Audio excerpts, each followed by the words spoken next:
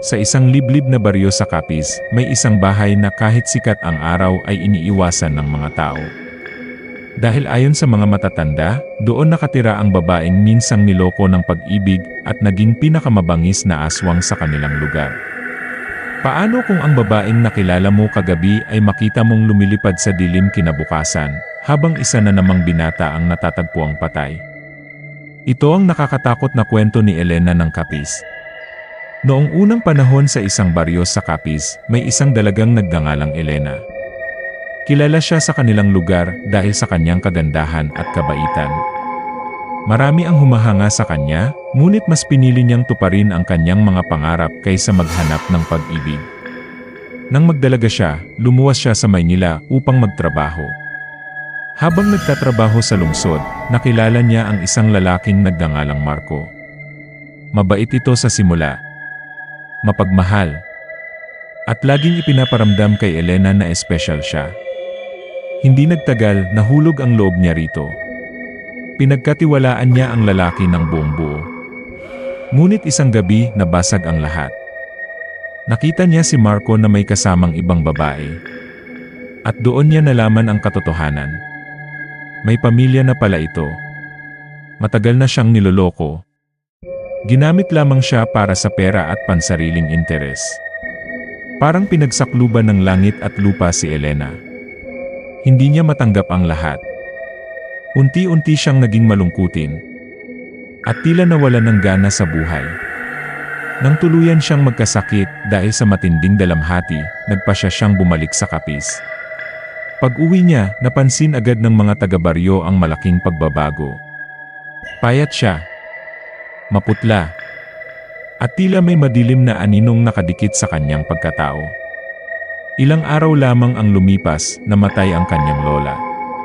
Isang matandang babae na matagal nang pinag-uusapan sa baryo. May mga nagsasabing isa raw itong aswang. Bago ito namatay, ipinatawag nito si Elena sa kanyang silid. Walang ibang nakapasok. Silang dalawa lamang ang magkausap. Makalipas ang ilang minuto, narinig ng mga tao ang isang nakakatindig balahibong sigaw mula sa loob ng bahay. At kinabukasan, patay na ang lola. Mula noon, nag-iba si Elena. Hindi na siya lumalabas sa umaga.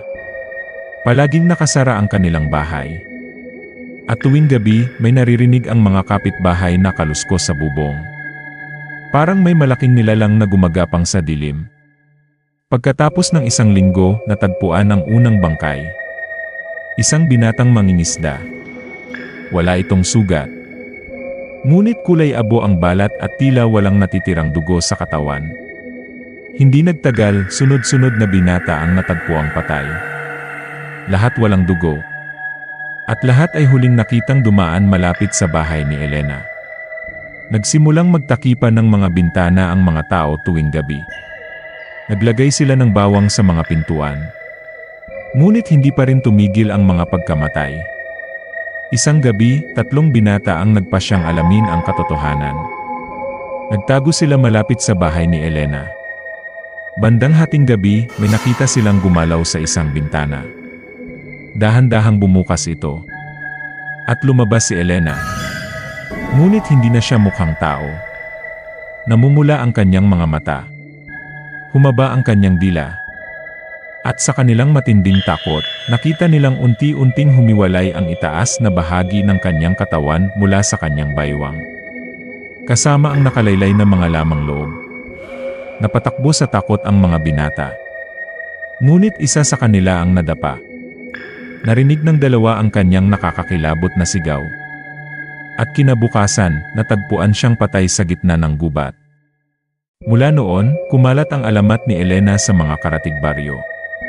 Kapag may nawawalang binata, siya agad ang pinaghihinalaan. Kapag may narinig na kakaibang iyak sa gabi, nagsisiksikan ang mga tao sa loob ng kanilang mga bahay.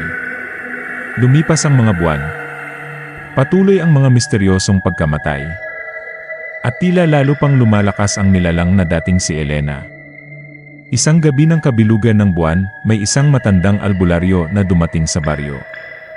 Sinabi niyang kaya pa raw iligtas si Elena. Nagpunta siya sa lumang bahay at tinawag ang kanyang pangalan. Makalipas ang ilang sandali, bumukas ang pinto. Lumabas ang babae. Sa unang pagkakataon matapos ang maraming taon, nakita siyang umiiyak.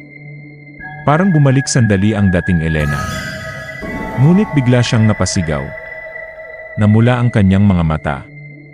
At nilamon ng kadiliman ang paligid. Kinabukasan, natagpuan ang albularyo. Patay. At mula noon, hindi na muling nakita si Elena. Ngunit hanggang ngayon, may mga taong nagsasabing nakakarinig sila ng mahinang pag-iyak ng isang babae sa mga liblib na lugar ng Capiz. Kapag narinig mo raw yon, huwag kang lilingon. Dahil baka nakatayo na siya sa likod mo. Nagmamasid. At naghahanap ng susunod niyang biktima. Kung ikaw ang makarinig ng umiiyak na babae sa gitna ng gabi, habang nag-iisa ka sa daan, lilingon ka ba para tumulong o tatakbo ka ng hindi na lumilingon kailanman?